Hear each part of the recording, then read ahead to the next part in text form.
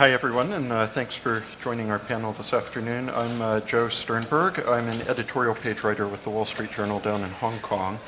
And I'm particularly looking forward to this panel because one of the issues that I follow regularly is trade and economic policy. So having written a bit about Korea's FTAs with the US and the EU, it's now interesting to turn that attention to China a bit.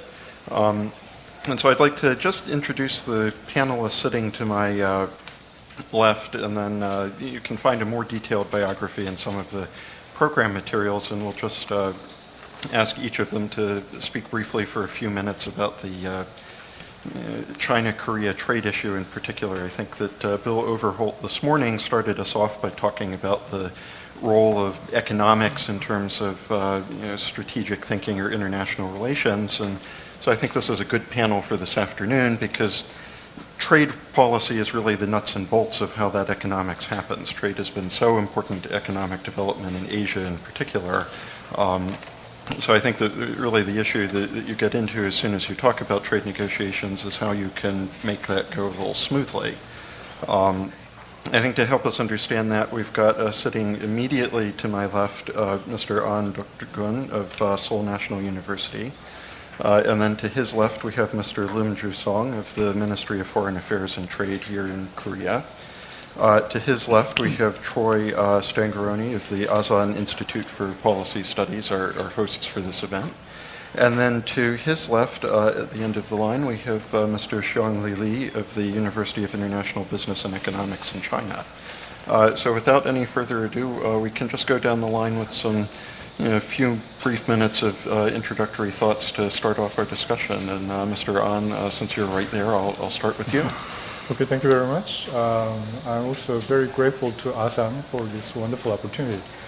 Let me briefly begin with some remarks on the importance of this Korea-China FTA negotiation. As we all know, the Korean government becomes amazingly busy now. We also launched a trilateral FTA embracing China, Korea, and Japan. Also, we launched RCEP, covering the ASEAN plus 6 countries. Again, China, Japan, and Korea, plus Australia, New Zealand, and India.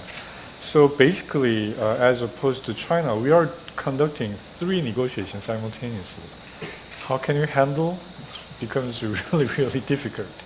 But that doesn't mean that the Korea-China FTA negotiation lose its importance. Actually, to the contrary, the importance of Korea-China FTA negotiation becomes much more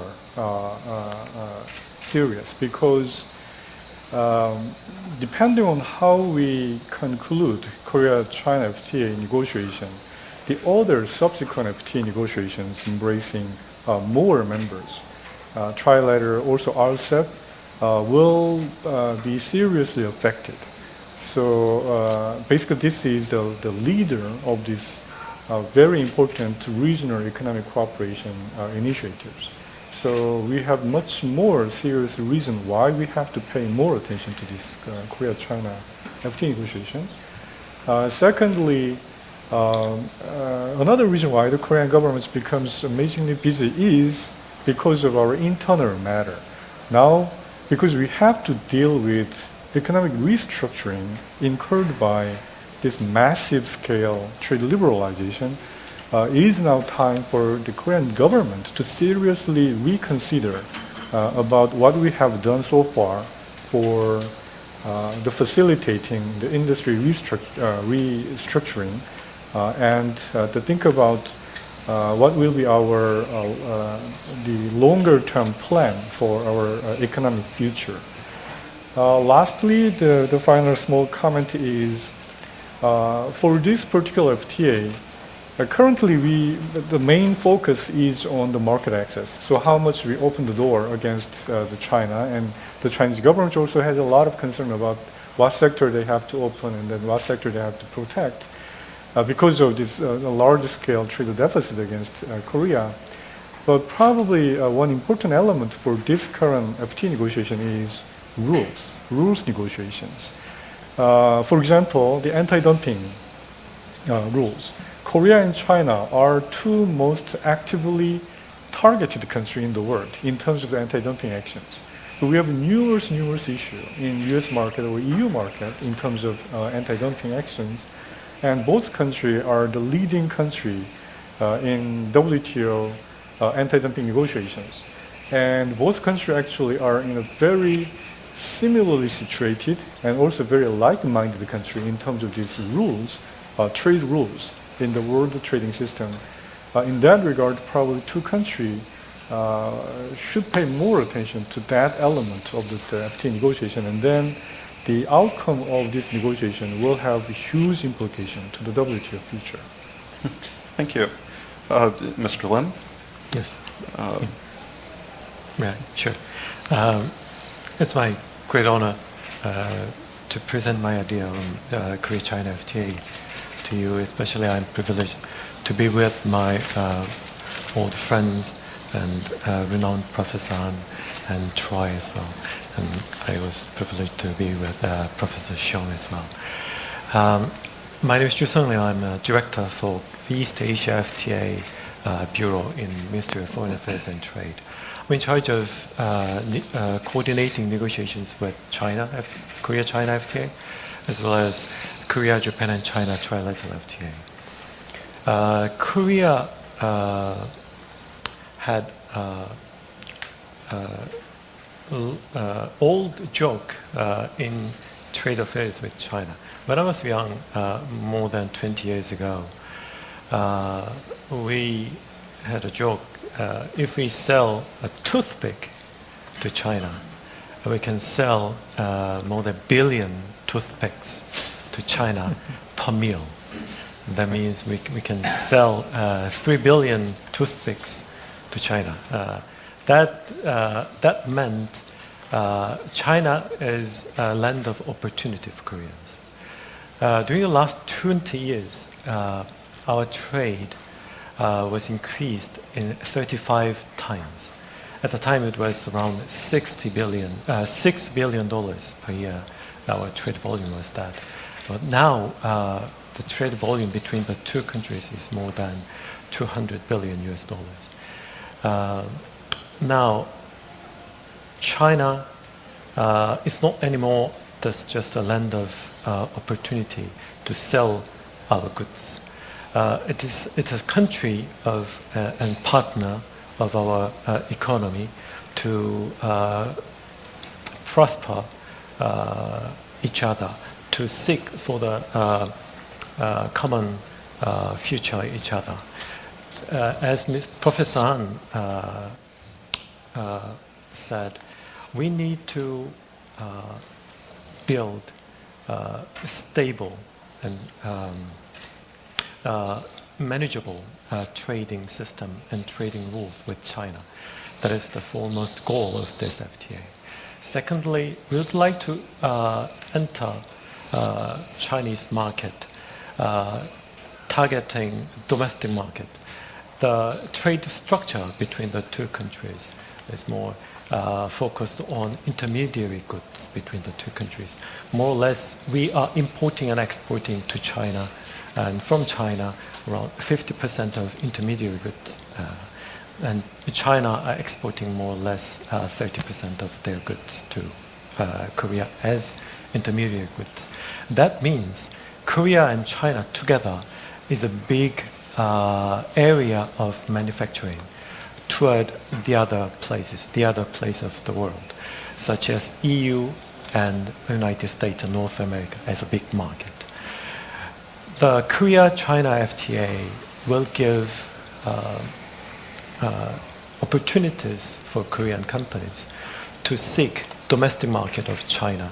Especially there are some areas such as petrochemicals and electronics where China has relatively high tariff, more than 10 or 20%. In spite, Korean companies are exporting a lot to other markets except China. That's because China has relatively high tariffs, but also Korean companies are facing some non-tariff barriers in China. Through this FTA negotiations, and Mr. An mentioned about rules. We would like to get more stable market access to Chinese market in those areas. Thirdly, the relationship between China and Korea have been developed by the great force of economic cooperation. There were a lot of political difficulties between the two countries during the last 20 years.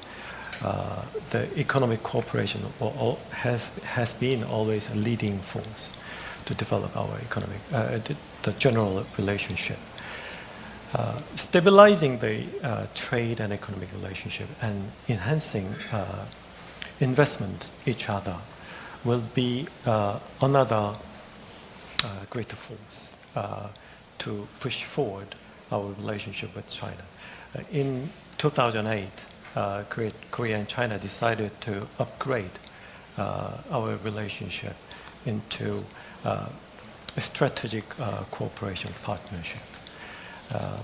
Now, when we conclude our FTA negotiations, I believe we will enter the new area because the Korea-China FTA will be the cornerstone of the economic integration of this area, Northeast Asia, because now we decided to launch our FTA among Korea, Japan, and China FTA. And also the three countries also decided to join the regional integration, economic integration process. We called it RCEP. When you think of the economic size of Korea, China, and Korea, Japan, and China, the FTA between the two countries and three countries will play the main role in those economic integration process. And if we attain the goal, that will lead to the stabilization of the political relationship as well. The Korea, Japan, and China FTA will lead to the stabilization and will be a bridging role, will do the bridging role to gather the faith of each other among the three countries. So the Korea-China FTA will be the starting point, and we will add up to the Korea-China in Japan, and then it will lead to ultimately it will be the major model, and it will play the model FTA in the greater perspective of economic integration in this area. Thank you. Thank you. Troy, I think you're up next. Okay. Well, I'd like to also say it's a pleasure to be here and to be back with old friends and to meet new friends as well today. I agree with much of what Mr. Lim and Dr. An have said. This FTA I think is actually very significant. One of the phrases we like to use in the United States is what we call the rules of the road. And I actually think the Korea-China FTA will be important in that sense. Not necessarily that in the long run this agreement will be what the rules look like, but that it will be a step towards the direction that we're all headed. And so I'm going to take and talk sort of more big picture, regional-wise, Asia-Pacific-wise, and sort of give a little bit of U.S. perspective on this as well in my brief comments. The reason I say it's important in terms of the rules of the road is, as many of you all know, there's sort of a debate going on what is the path towards, free trade liberalization within the Asia-Pacific region. Do you take and focus on essentially an ASEAN-centered metric first, or do you follow the Trans-Pacific Partnership path? And there's been a lot of debate about whether the TPP is about a U.S. effort to encircle China or something else, and whether the ASEAN path is simply a countermeasure to that. But I think ultimately what we're all looking towards is a goal to taking and reaching this goal of an Asia-Pacific free trade area. If any of you have had a chance to look at any of the modeling work, and the Peterson Institute in Washington, D.C., my institute in Washington, the Korea Economic Institute, and others all have papers on this. And if you look at the economic benefits, at the end of the day, the greatest benefits don't come from an East Asian FTA or from simply the Trans-Pacific Partnership as it roughly looks right now. It comes from an Asia-Pacific agreement to where you have trade liberalization across the whole region. And so I think, ultimately the question is how do we get there? And the reason the Korea-China FTA is important is that what we'll see here is the question is how far is China willing to go towards liberalization? And as China takes steps forward, that will be important in terms of taking and being able to bridge the differences between the two sides in the long run. China already has a high-level FTA with New Zealand. Now, my guess is that the Korea-China FTA probably won't be of as high of a standard, but as close to that standard, or as close to the EU or the US FTA that Korea has, as that the Korea-China FTA can get, the closer we can get in the long run to this sort of vision of an Asia-Pacific agreement. And, I think when we look at this, from a US perspective, this is a good thing. We're all looking to try and reach this certain goal, and the Korea-China FTA will take and help us get there by taking and seeing sort of how far China is at this point willing to go in terms of liberalization. I also think, when we look at this from a sort of Northeast Asia perspective, there's, an aspect that hasn't been talked about yet this morning, and that's North Korea. And as we all know, South Korea has the Kaesong industrial complex just across the border. China is setting up some industrial zones just across its border in the north of North Korea as well. And this presents some interesting opportunities here. There's been a lot of discussion in the press. How much of this is necessarily official and settled between the two governments might be debatable, but that both sides are interested in taking and including both of these zones in the agreement. Now, why this is important is that this could be a good way to take and try and slowly draw North Korea into a more market-based type economic system over time. I think we should take and keep our expectations low in terms of what the results will be. China is not going to change its policies towards North Korea simply because of more trade with South Korea or trade between the zones. And North Korea is not going to become a market economy because of the two.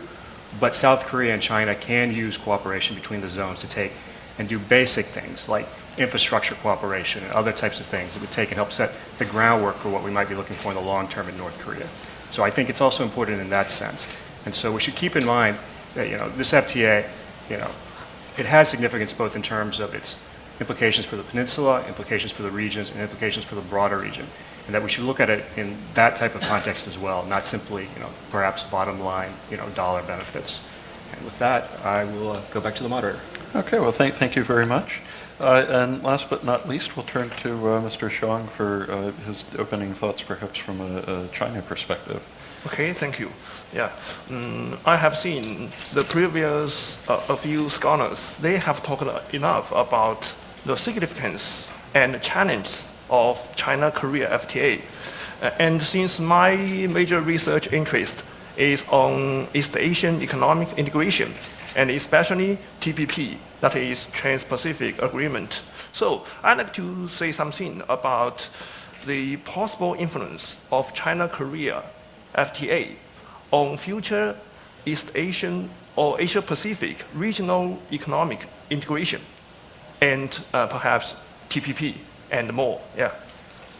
And as we all know, the China-Korea FTA is quite significant. First, because this FTA or FTA talks is important, is vital, significant for both of the two countries. And China has been the largest trade partner of South Korea for last 7 years.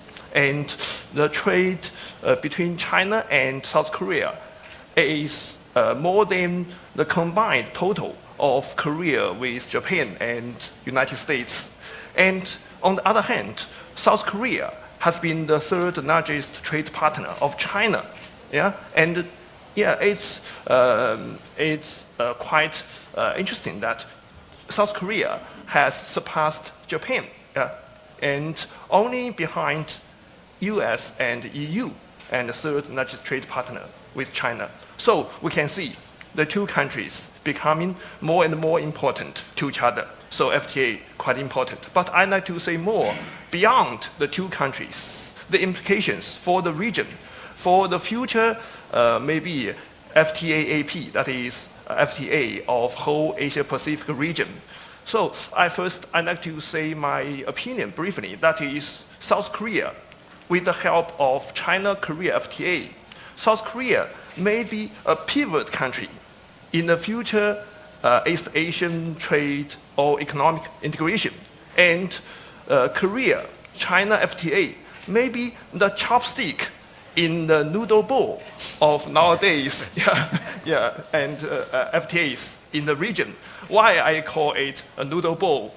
Because nowadays there are numerous FTAs, that's numerous free trade agreements among Asian economies, Asian Pacific economies, and we have seen the China-Chile FTA, China-ASEAN FTA, and the US-Korea FTA, so many faith, and there is overlapping agreements in a bowl.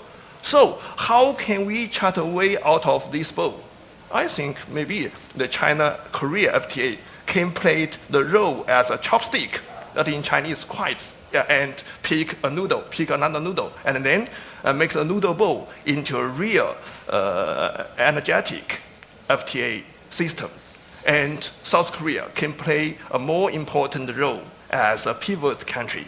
Why I have this opinion? And we have seen that South Korea has been the third largest trade partner of China. And in the perspective of the whole region, South Korea, if I'm not wrong, South Korea is the third largest East Asian economy in the region.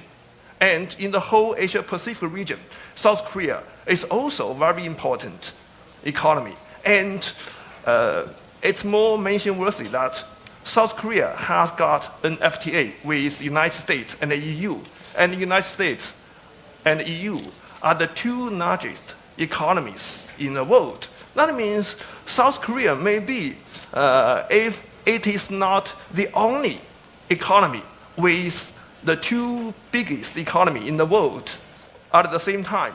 And I guess South Korea must be the biggest economy with FTA with US and the EU at the same time, maybe the biggest. New Zealand maybe has an FTA with United States or EU.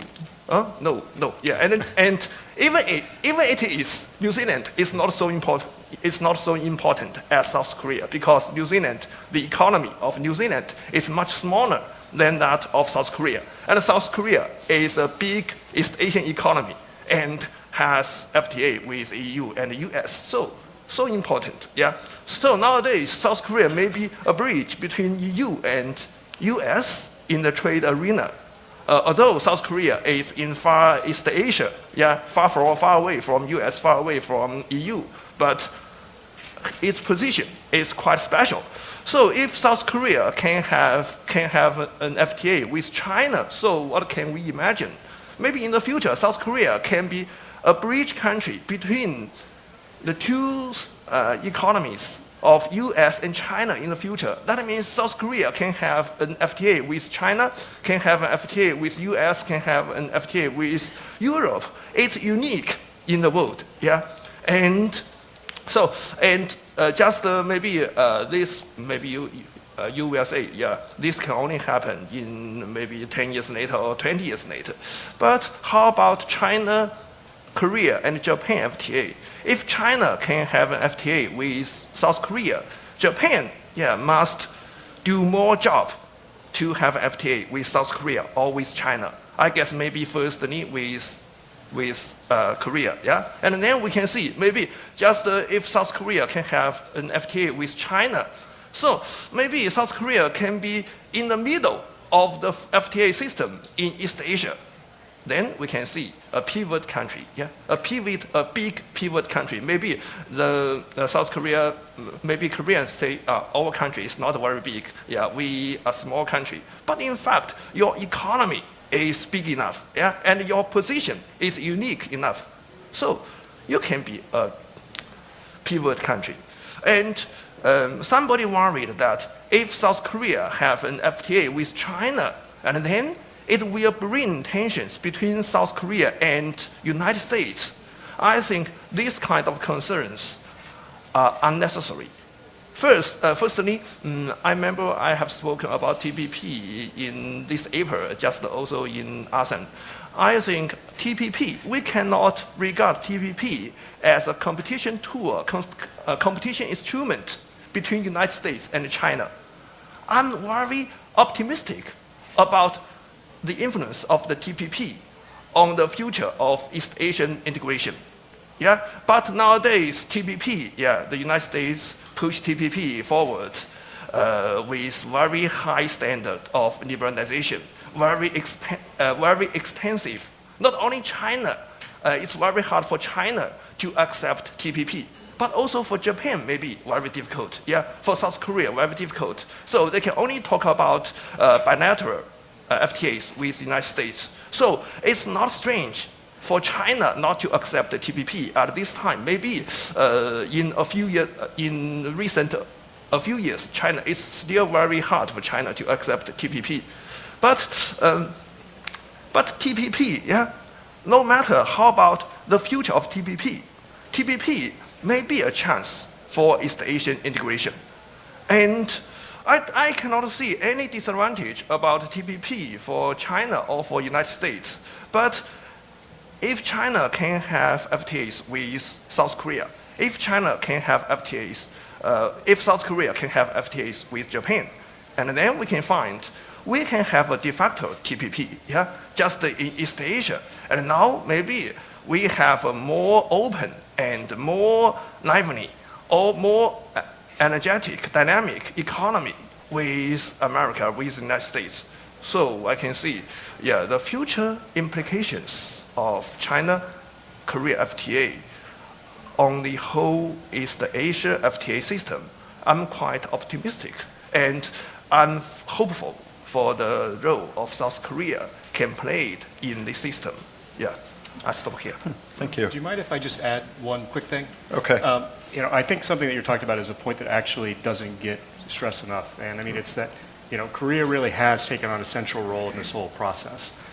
One of the things that I remember, and I've been following a lot of this since the U.S.-Korea FTA started, is that the day that the United States and Korea announced they had a deal, the Chinese government said they wanted an FTA with Korea, and Japan said it wanted to restart talks with Korea. Now, obviously, the talks with Japan have, sort of sputtered along and everything, but Korea really has taken on a central role of trade liberalization in East Asia in general. And Bob Zellick used to talk about competitive liberalization, the idea that you do an agreement and then that spurs further liberalization. And if we look at Korea, I mean that really has been the case. The EU agreement with Korea was done to take and ensure the EU had the same market access the US did in the Korean market. This has pushed the China FTA as well to try and bring some balance back in terms of China's trade relations with Korea. There's other agreements that are ongoing to where there's a similar dynamic at play. So Korea really has played a central, almost fulcrum type role in liberalization in the region. And I think this is something that often gets overlooked, but it should really be stressed. Well, one theme I want to pick up on, which I think that all of you have alluded to in one form or another, is actually the quality of these deals, because I think Korea has certainly shown a commitment with the US and then the EU to negotiating high quality, comprehensive trade deals that involve a great deal of liberalization on both sides of that. And I have to confess, despite some of the optimism that I've detected on the panel about the prospects for that with the Korea-China deal, that's been one of the biggest questions I have. So I wonder if maybe we can talk a little bit about, first off, maybe taking a truly realistic assessment of the prospects that China in particular will agree to a deal of the quality of the ones that Korea has already negotiated.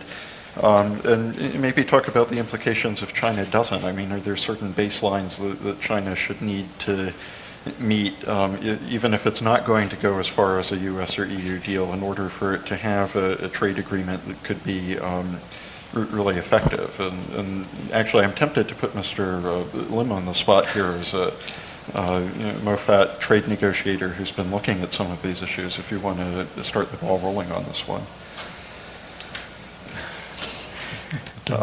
Yeah. Okay. Actually, I would like to hear your opinions and from the floor as well. What you think of this FTA, especially the level of liberalization and the quality and comprehensiveness of this FTA. Actually, when we have a negotiation meetings with Chinese counterpart. I don't remember we speak about cross FTA because in Korea actually the title cross FTA signifies high level and comprehensive FTA because that is one of our main point to express our willingness to change our economy and to open our market and to change the structure of our economy. So we attained that goal through cross FTA and Korea-EU FTA. So we would like to attain the same goal with China as well. But when we started negotiations with China, China had a little bit showed reluctance to compare the cross FTA and Korea-China FTA. So we do not use that word in our negotiations with China. But China, I believe they studied a lot our FTA with United States and other countries as well. So they already knew that we would like to seek that high level and comprehensive FTA. At the same time, China, I believe that they have their own path and own plan to open their economy and to restructure their economy as well. They have their long-term plan. Last year, they issued a 5-year plan to develop their economy. And it has all the elements, this very similar element we did when we launched our FTA with the United States and the EU. It looks very similar. So I believe that China, in their own economic development plan, it has all the elements to open their economy and to how to restructure their economy. But the point is how and what is the speed of their development plan. I believe Korea and Korea-China FTA will be a very good opportunity for China as well to use this opportunity and this FTA to push forward their reform plan to open their economy and to restructure it.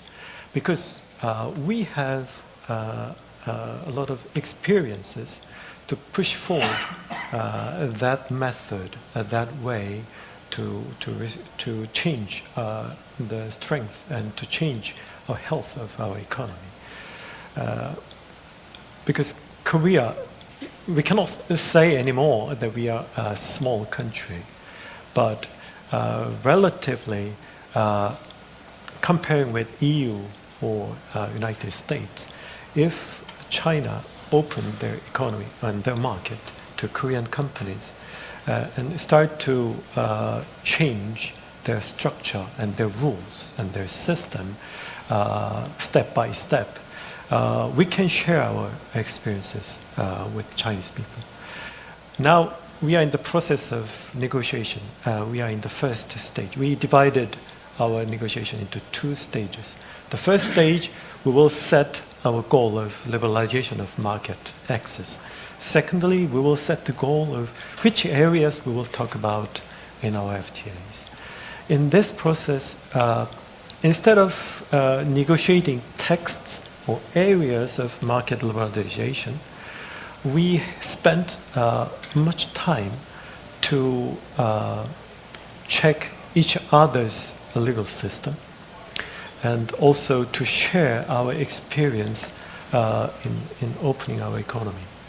And there, I believe, even though the pace will be very slow to use this path, I believe we may have a better understanding in this process with Chinese people, and ultimately we will reach our goal to have higher level of market access and more comprehensive FTA with China. Thank you. Dr. An, you looked like you wanted to chime in on Yes. that one. Now you heard the perspective from the actual, the people in charge of this, the negotiation in the government. So let me present my academic viewpoint. I think there are two conflicting scenarios. More plausible and realistic scenario is basically this cautious approach. Not many countries in the world actually can dare to think about FTA negotiation with China. Or in most of the countries' major concern is how to deal with this import flood from China. But in Korea, we are one of the very few countries that scored chronic trade surplus against China. So we could actually participate in this FTA negotiation. But this concern, the underneath, actually still play quite key role. So for China, they have a lot of concern about this trade surplus problem against Korea. We also have some concern about the import flood after FTA negotiation. So realistically, both governments will try to have kind of the law aim. But the problem is, as I alluded at the outset of the discussion, it will have huge implication for the subsequent FTA negotiations. Especially in our case, we are envisioning bilateral or trilateral FTA embracing Japan. So if we think about that possibility, again, we have it's very, very likely that we will try to kind of calm down our aim about market liberalization against Japan. Then, as you can see, suddenly the regional integration initiatives or even RCEP negotiation can be very low quality, kind of more politically loaded, decorative economic cooperation arrangement. The opposite scenario is we have another situation because now next year we will have new leaders in both countries. So in the beginning of their political terms, they can be much more ambitious to get more tangible outcome from this arrangement. Also, as I mentioned, because it has a huge implication in many parts and also subsequent negotiations, it may be possible to target a little more serious market liberalization. In any case, it's just a matter of time. We will gradually open the door in any case. But particularly if you think about like the Korea-US FTA or Korea-EU FTA, now China became the latecomer to Korean markets. To recover from these late comers positions, probably it's better to have more serious market liberalizations. So we have basically two contradicting scenarios. Of course, the former one seems to be much more realistic, and from the government side, it sounds like much more feasible, but I don't completely eliminate the possibility of the second options. Mm-hmm. And economically speaking, of course, it will be more desirable in many aspects. Yes. Well, I guess just let me put this maybe in a political perspective then for a second. I think a lot of this will depend on how far the leadership in Beijing is willing to go. Now, there are certain areas to where I think China's not ready to liberalize, and those won't happen. But I think in terms of practicality, doing an FTA with Korea wouldn't make much sense if you didn't have, we'll say, at least substantially moderate goals, perhaps, maybe is the best way to put it. And one reason I'd say that is, one, you are trying to counteract the US and the Korea, the EU FTAs. But the other thing is you're also sending a significant signal. Korea is the most significant bilateral partner you will have done an agreement with. If you're not willing to go a decent way with Korea, who is, has very high-level agreements with the United States and the EU, has some high-level agreements with some other countries, you're basically sending a signal that you're not willing to liberalize. And while China may not be ready to do certain things, I don't know that it benefits China to not have a decent agreement come out of this. So I wouldn't expect it to be a low-level agreement, but I wouldn't say it would be of the same standard as the EU or the US agreements.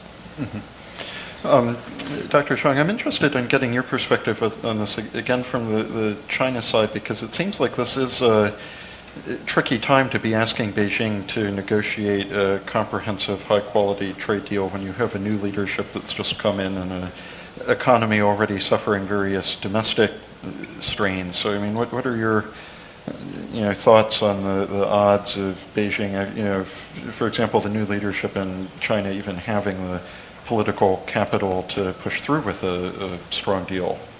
Yeah, in my personal opinion, it's still unnecessary for us to compel the Korea-US FTA and Korea-EU FTA to China-Korea FTA. Yeah, it's so. In other words, it's unnecessary for China and Korea to have a high quality or substantial or high standard FTA with each other in a short time, just like those with EU and the US. It's unnecessary because even without an FTA, China and South Korea have been very important to each other, in trade arena. And if we can have a very high standard FTA, that's certainly okay. But now there is still many difficulties in the negotiation. And the FTA still face a long negotiation journey. Maybe in 2 years, that is the shortest estimation. Maybe in 5 years or maybe in 10 years. All is possible. So in this way, we can just begin talk at first. Begin talk. And even if we can have a comparatively lower standard FTA, just like China Asan FTA, the influence is also positive on the bilateral trade relations. And we needn't be so worried about the future. Just time is no problem. Maybe the only problem is time, but time is no problem. And because the respective characteristic of the economies of both of the two countries, we need each other in the economic arena. For China, nowadays, especially after the 2008 financial crisis, the traditional export market, such as EU and the US for China, has been shrinking comparatively. And China is facing more and more pressure from EU and the US. So for China, the neighboring developed industrialized economies such as South Korea or Japan may be more and more important in the future. And especially South Korea with comparatively good political relations with China. And we have more to do in the trade arena. So we needn't to be too worried about the timetable. And we can just talk and wait, and we can get what we can get this year, and we can get what we can get the next year, and one step by one step. And the China-Korea FTA can be more and more substantial, can be higher and higher standard.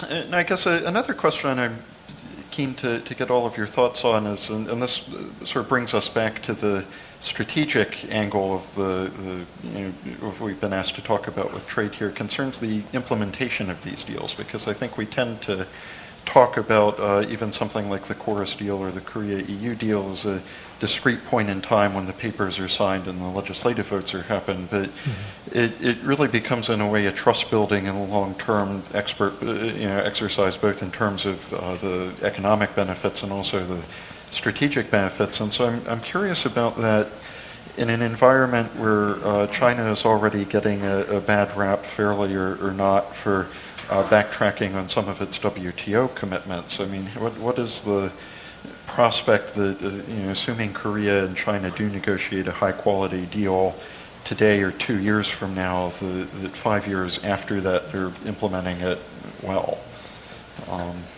Well, in terms of implementations, that was one of the primary concern for many trading partners of China during the past decades. But recently, I think the situation became much better. Now, the China became really strong integral players and the member of the WTO system. Well, I think we must understand the situations. China was designated as non-market economies, and then they are supposed to play these world trading system rules. So the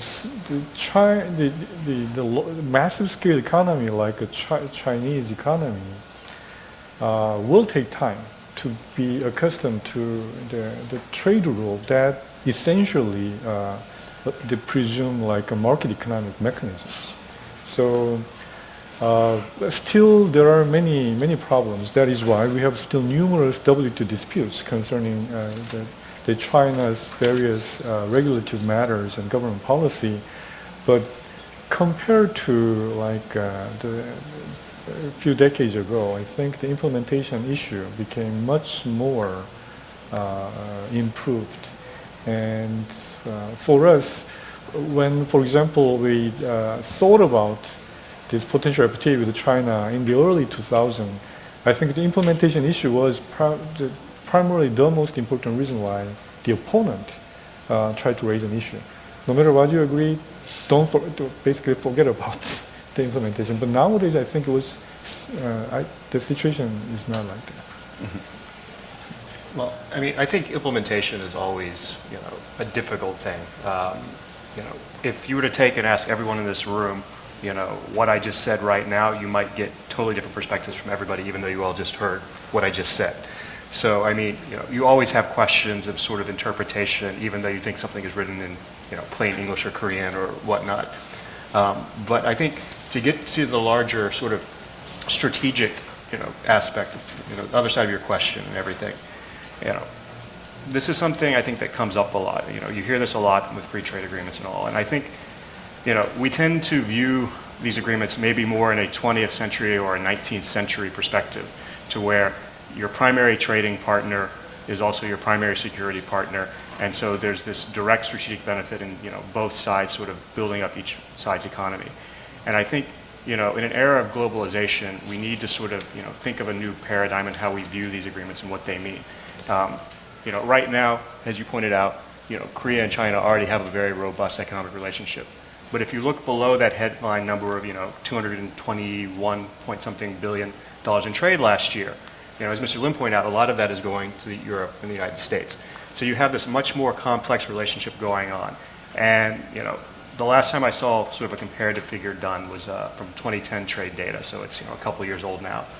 But that essentially Korea's trade dependence, in terms of final markets based on China, the United States, the EU, and Japan is basically all the same. So you have sort of this parity amongst all of the countries and all. And so when we think about these terms in terms of what they mean for the relationship and everything, deeper economic ties mean stronger relations. One of the things that the FTA brings is, in the course FTA, and I believe this is in the EU agreement as well, you have yearly consultative meetings, on different subject areas and everything. So what it does is it institutionalizes contacts between the governments. It keeps communication lines open. And, hopefully over time that reduces tensions by taking and essentially hoping to, nip problems in the bud before they happen. So, you get this sort of stronger, tighter relationship.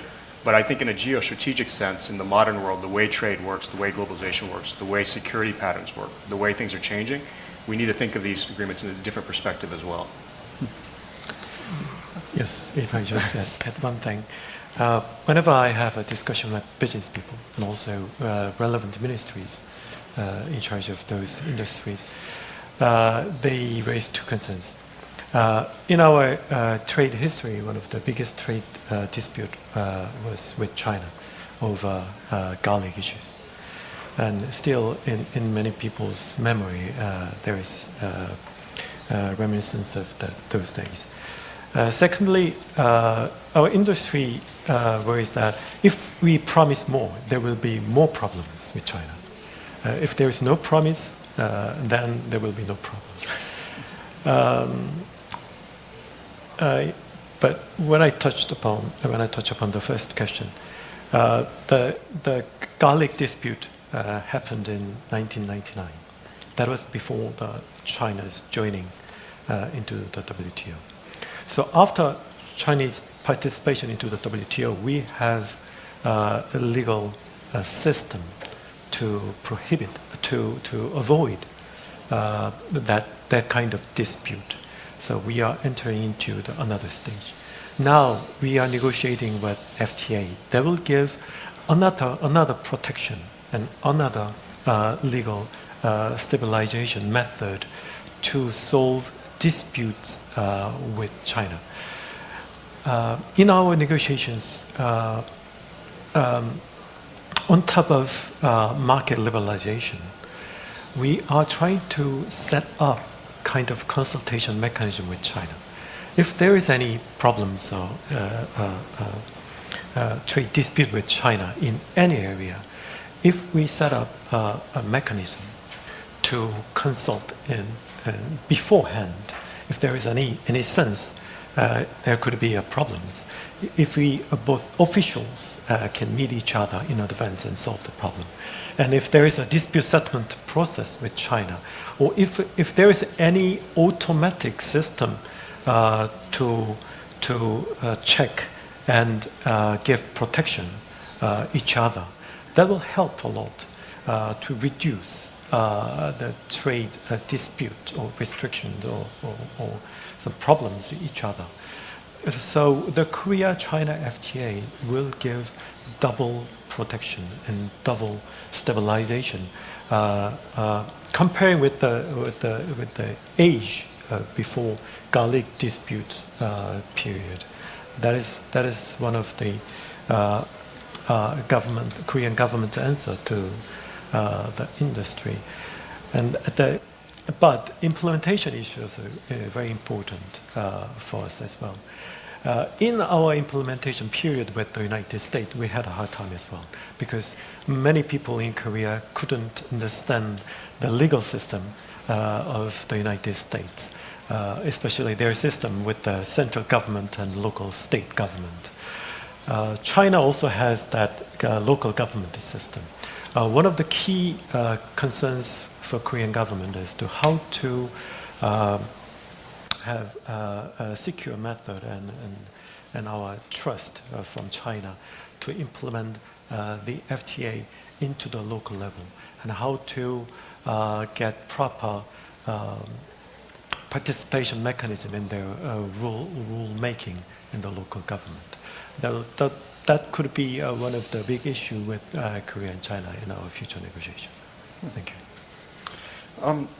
I guess just the last question I'd ask you guys, and then I want to open it up if we have some questions in the audience, is homing in on this timing issue a little bit, because we've heard a fair bit of that in your comments this afternoon.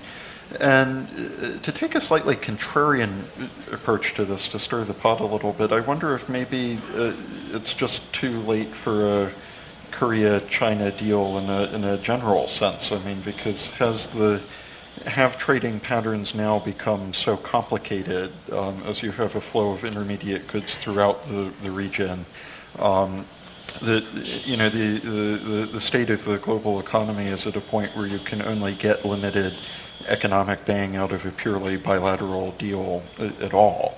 And so I'm just keen to get some thoughts on, by the time at this point a Korea-China deal could realistically be negotiated, how significant can you realistically expect the benefits to be? Very, very important questions and very difficult questions. But actually, recently the economists, like in the University of Geneva and other, show that what we say global supply chain, predominant portion of this alleged global supply chain actually occurred in East Asia. Here in Latin America, Africa, or Europe, North America, there are some improvement, but not that much. But when we see by data huge improvement in the global supply chain, actually the predominant portion is actually occurred in these regional economies. So this is actually the reason for economies where the supply chain becomes more and more important. That explains why still this is not too late to substantially liberalize this economic, the transaction and the cooperation arrangement. So in that sense, I don't think it's too late. There are still huge economic benefits to be envisioned. Also, another issue here is the Taiwan is completely forgotten for a while, particularly when we address FTA games. But economically speaking, in East Asia, now China, Japan are almost equivalent. It has equivalent economic size. And then in between, we have the South Korea and then Taiwan. But it seems that the Chinese government seems to allow the Taiwan to follow its own steps. So it seems to be very reluctant to permit Taiwan to move in advance. But at least when it has FTA, then it seems that it allows Taiwan to follow. So the example is like a Taiwan-Juseong FTA negotiations or many other, the ASEAN-Taiwan discussions. So in that sense, when we have this FTA, the Korea-China FTA, sooner or later Taiwan will emerge as one of the main players, economic players in this East Asian supply chain or economic integrations. So in many aspects, I think it still has very significant implications.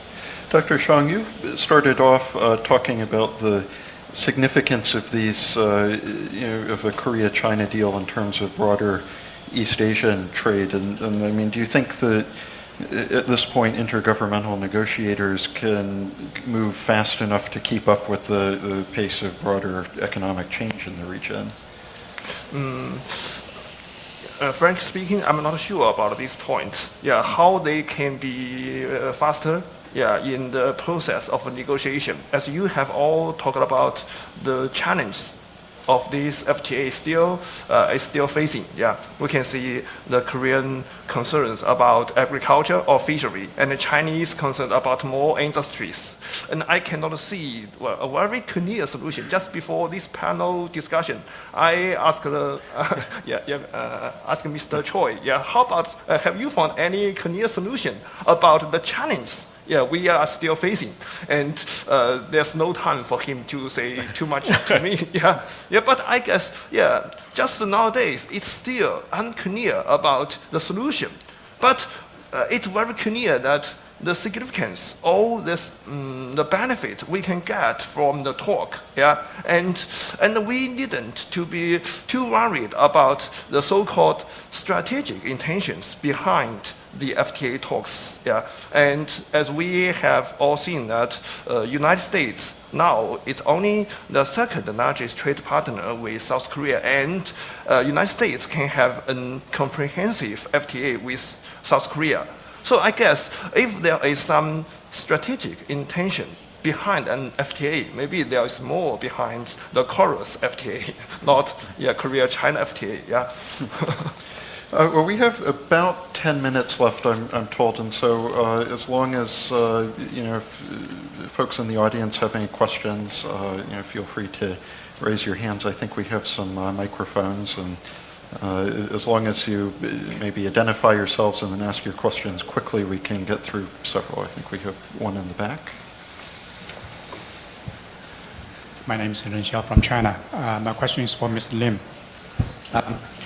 The 16 countries, 10 ASEAN countries, China, Japan, Korea, Australia, New Zealand, and India, have just announced that they will start negotiations for a regional comprehensive economic partnership, or RCEP. Can you tell us something about how the 16 countries are going to move forward? Phase 1, phase 2, or whatever. Thank you. Yeah, actually, I'm not involved in that RCEP negotiations.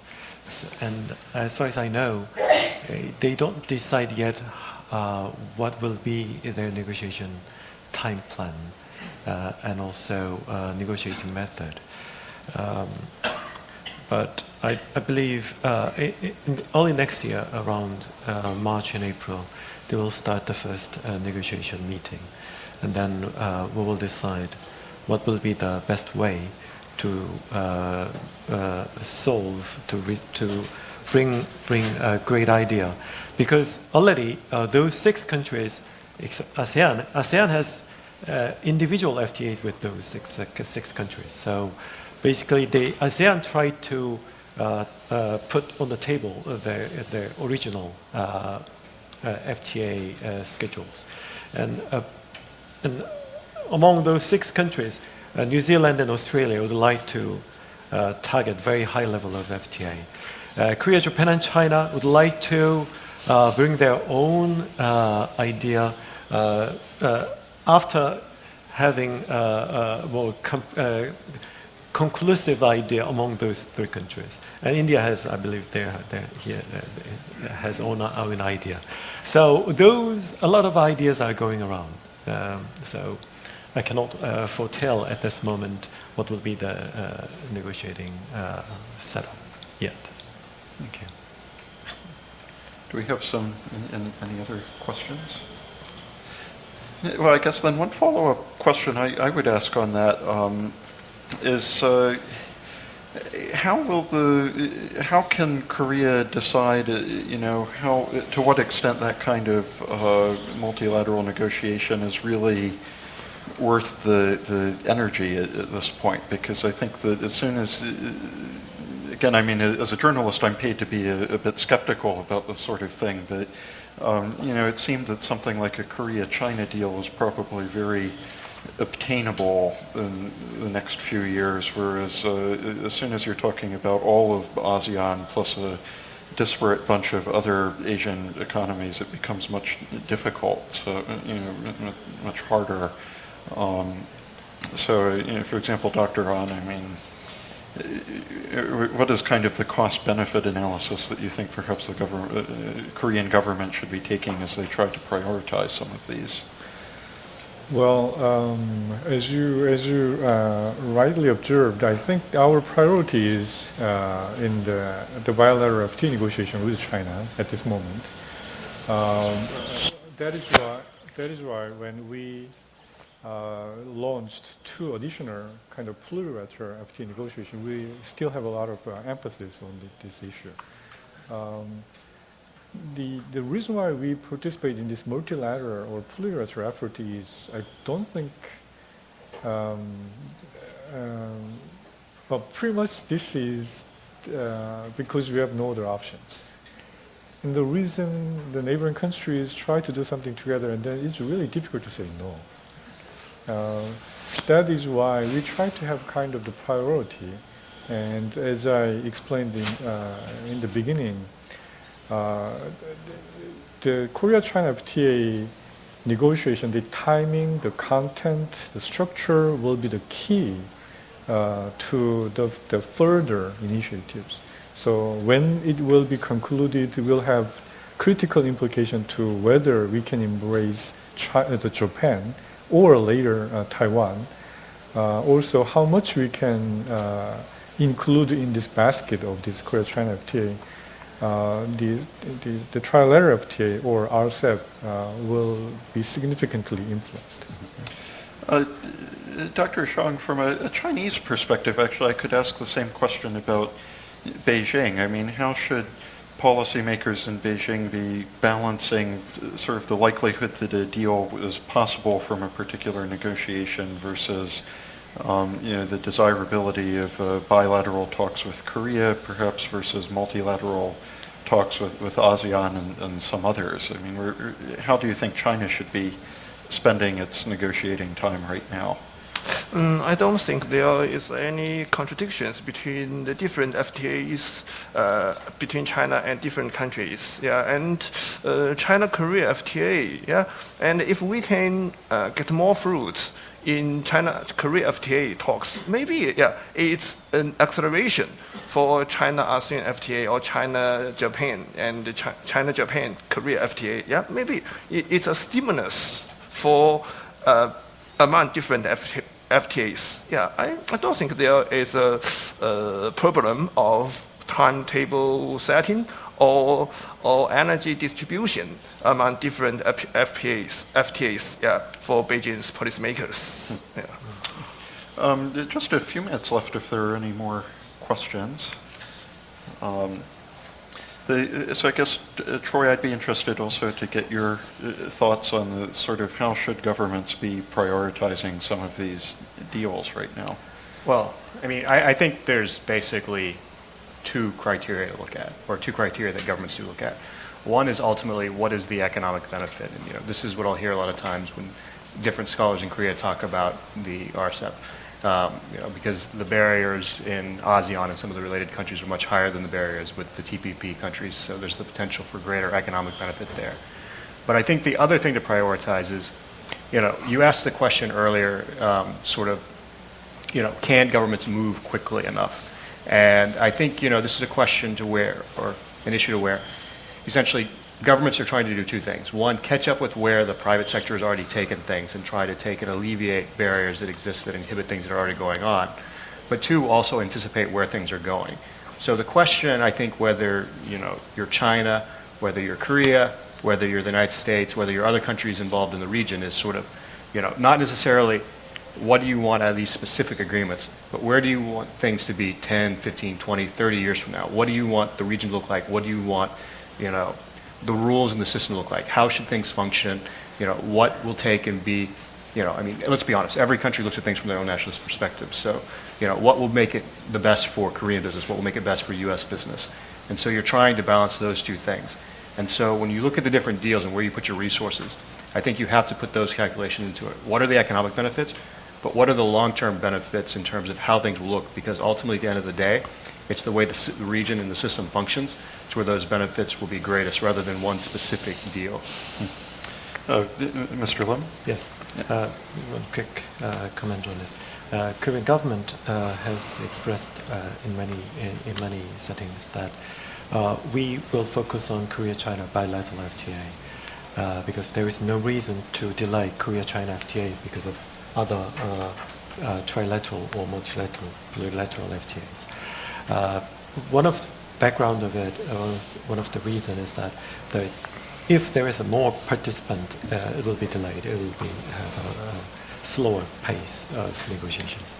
So we will focus on Korea-China bilateral FTA. But then there's a question, why do we need to push forward trilateral or RCEP, the plurilateral FTA for Korea? Because we are negotiating all those countries already, or already concluded FTAs. There is separate and independent benefits of pushing forward, especially the trilateral FTA among Korea, Japan, and China.